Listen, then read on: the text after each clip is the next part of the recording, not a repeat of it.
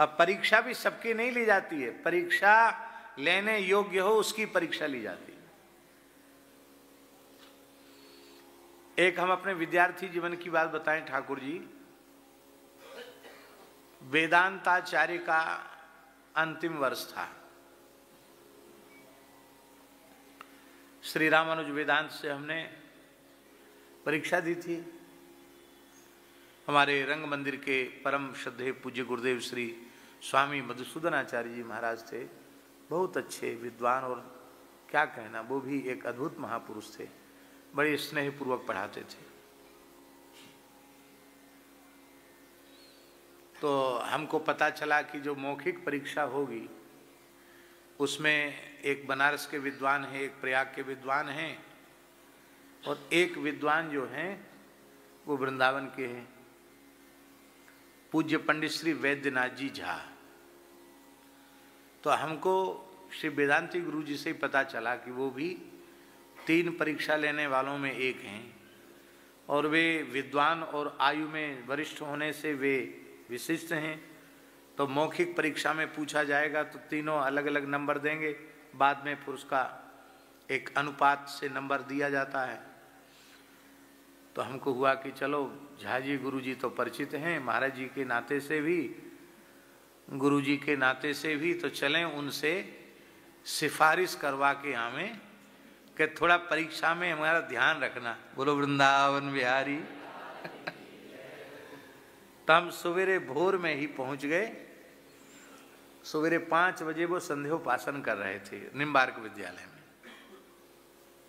प्रणाम के गुरु जी संध्योपासन करके उठे, पहचानते तो थे ही, बड़ा स्नेह करते थे। आओ आओ आओ।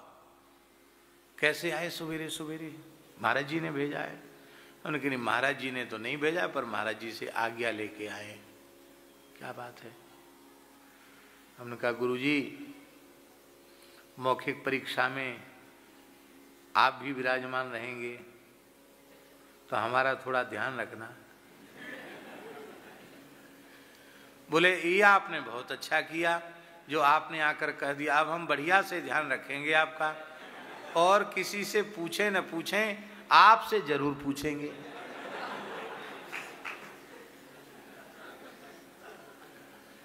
और आपने कहीं मेरे एक भी प्रश्न का उत्तर देने में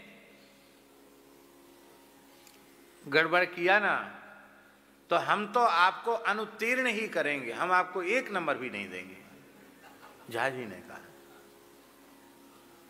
हम मन में सोचे ले साहब हम तो आए सिफारिश करवाने। तो हमने कहा गुरु जी नाराज हैं क्या? बोले नहीं, हम तो बहुत प्रसन्न हैं आपके ऊपर, नाराज क्यों होंगे?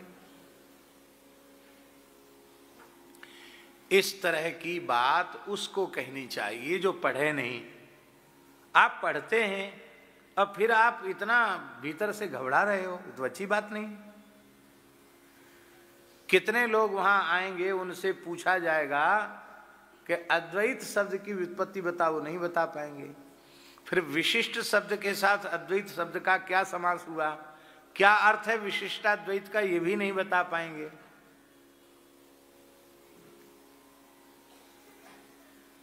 आप बताने योग्य हैं तो आप कहते हैं कि हमारा ध्यान रखना, हम ध्यान रखेंगे आपका, बढ़िया से ध्यान रखेंगे। तो हमने कहा गुरुजी तो ठीक है, पढ़ा तो हमने आपकी कृपा से है, पर थोड़ा सा बता दो कि आप क्या क्या पूछेंगे। अरे बोले जब हम बता ही देंगे तो तुम परीक्षा क्या दोगे? इसलिए ये नहीं बताया जाता है कि हम कौन सा प्रश्न पूछेंगे। उन्होंने ये बात कही, सबकी परीक्षा नहीं ली जाती है, परीक्षा लेने योग्य की परीक्षा ली जाती है। और उन्होंने बड़ी कृपा की, हमको मौखिक परीक्षा में 100 में 100 नंबर मिले।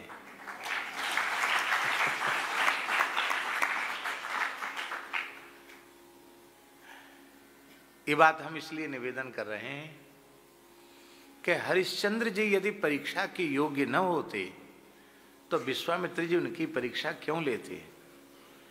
और विद्यार्थी जितना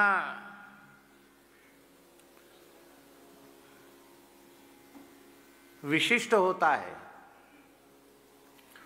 परीक्षा भी उसकी उतनी ही अधिक कठोर होती है।